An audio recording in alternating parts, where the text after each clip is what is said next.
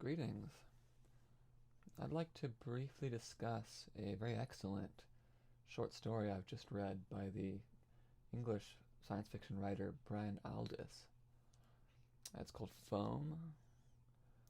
I'm not going to spoil anything meaningful, but I will discuss about the first 20% of the plot for context. So if you're the kind of person who likes going in entirely cold, I would skip this video, at least for now. Anyway, I've been aware of Aldiss for many years, but this is my first time reading anything by him.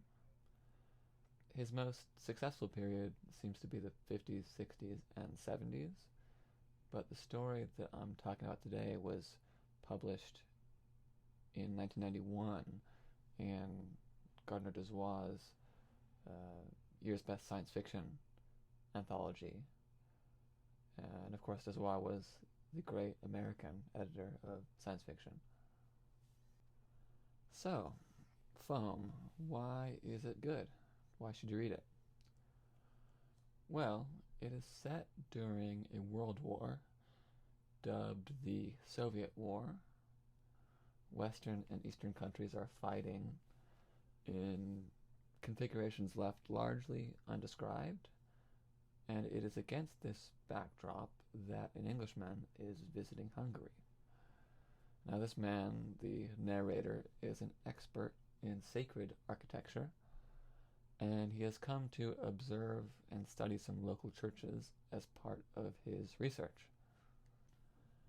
And it happens that our narrator has just finished up some tours and is at his hotel when he runs into an old friend called Montague Clements, who, after a brief "what are you doing here" conversation, tells him that he has come down with a condition called foam, or free of all memory. He's lost the last decade of his life. And so our narrator suggests, now that they've run into each other, that he might help with recalling some of those memories.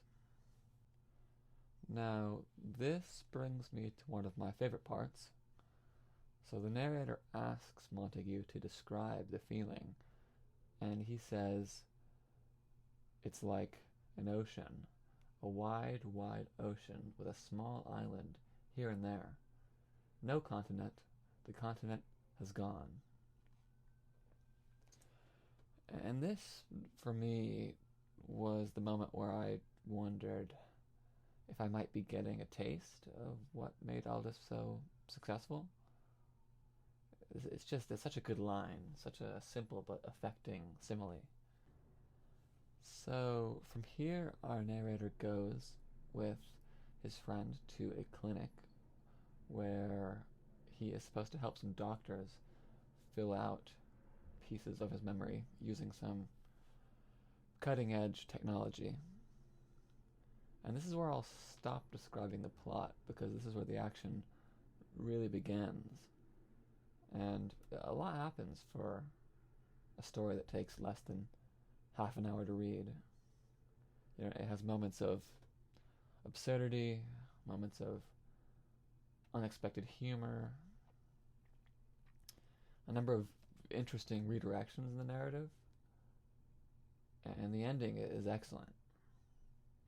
Kingsley Amis makes an appearance, which seemed like the most delightfully random inclusion until I recalled reading years ago a transcript of a conversation between Brian Aldiss, Kingsley Amis, and C.S. Lewis, of all people, about science fiction. And I've just reread it, and it's actually quite an interesting conversation, so I'll link it in the description for anyone who's interested. And finally, I think I wanted to mention another wonderful small prose moment. So at one point, the narrator is walking through a hospital, and he describes it like being in the entrails of a glacier. And I thought that was a terrific line. I keep thinking about it.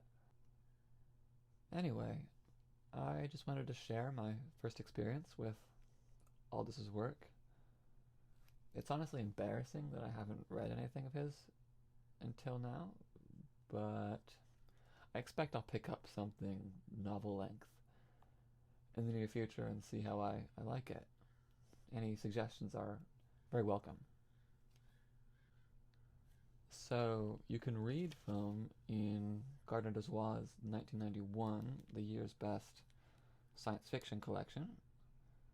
You can also find it in Aldiss's own collection called A Tupolev Too Far, which is published by St. Martin's Press, and I will have both linked in the description. I hope you enjoy the story, and have a wonderful evening, or day, or night, or whatever it is for you.